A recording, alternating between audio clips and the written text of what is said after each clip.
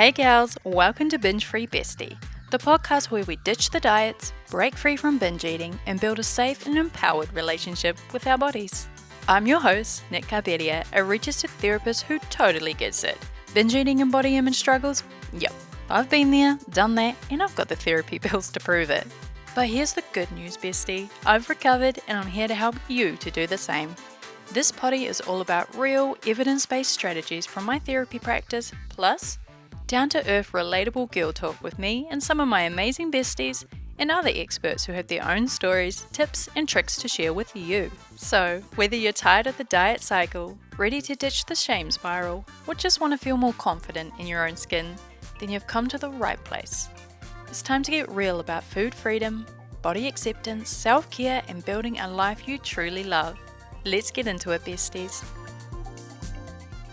Hey bestie, welcome back to the New Year Food Freedom Reset. This is day 6 and today's topic is body image and comparison. So we are talking about when you're comparing your body to other people. So maybe that's friends, strangers, things that you're finding online, but it can also be comparing yourself to past versions of you. And I want to say this really clearly. Comparing yourselves to others or comparison it's not your fault. It's not vanity. And it doesn't mean that you're doing this work wrong. If you're already on your recovery journey and you still find yourself doing that behavior, it's okay.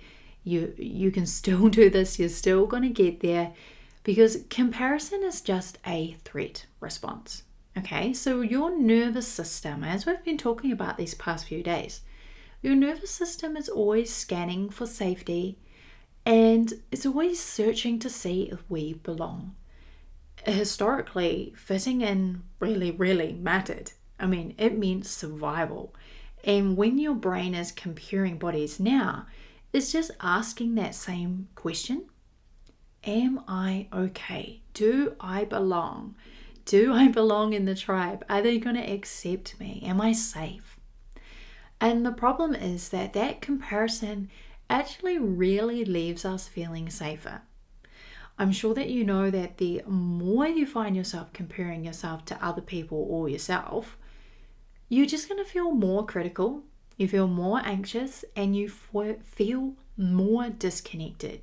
You feel like you belong even less than when you started doing that comparison or that scrutiny. So why does that comparison have so much power over us?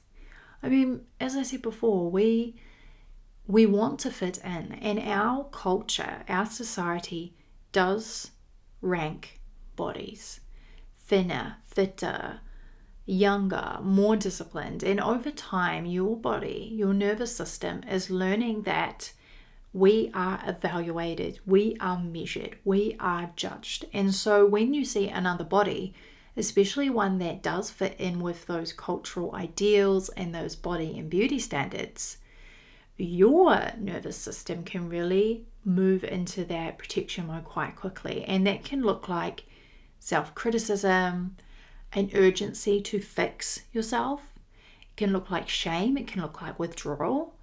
And that doesn't mean that your body is wrong because you're feeling those ways.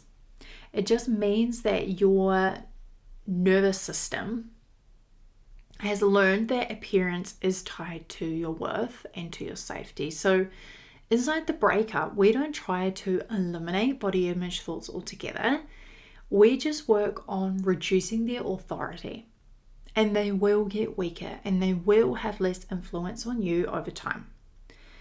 So today's tool that I want to introduce is all about interrupting comparison without arguing with it or forcing positivity. So what we're going to do, like I said, it's not about stopping those thoughts completely. It's just about changing that relationship that you have with the thoughts. There's a few steps we're going to have, okay? When you notice comparison or really body critical thoughts, I want you to move through these 3 steps. The first is just to name it, and that is creating distance between you and the thought. So as soon as you notice yourself comparing, I want you to pause and name what is happening. So you might say something like, okay, this is comparison. or this is a body image thought, or okay, all right, my body system is just scanning for safety right now. So naming matters because unnamed thoughts can feel like a truth. So when you name the experiences that you're having, that you're just having a thought that person's body looks better than mine, you're acknowledging that that is not necessarily a fact. And you're not judging the thought, and you're not trying to make it disappear. You're just creating a bit of space between that. The next thing I want you to do is to redirect. So we're going to use a tool called Socratic questioning. And I use this one all the time myself to challenge my thoughts. So we're going to do a bit of a reality check rather than just automatically believing every thought that comes into your head. So ask yourself 3 questions. The first is this thought true? So not does it feel true? Is it actually factual and verifiable? Like, is there evidence to support this thought? Second, is this thought meaningful? So does engaging with this flavor of thought actually add anything to your life, or is it just mental noise? Is it actually harmful? And the third one is this thought helpful? So does this lead me toward a more calm, does it lead me towards more connection with myself? Does it lead me to have more trust in myself? If the answer to any of these is no, that's your cue to disengage. So is it true? Is it meaningful? Is it helpful? If the answer is no, disengage. You don't need to try and replace a thought right now or argue with it, reframe it, challenge it. I just want you to get to the point of recognizing that the thought doesn't deserve your energy. Okay?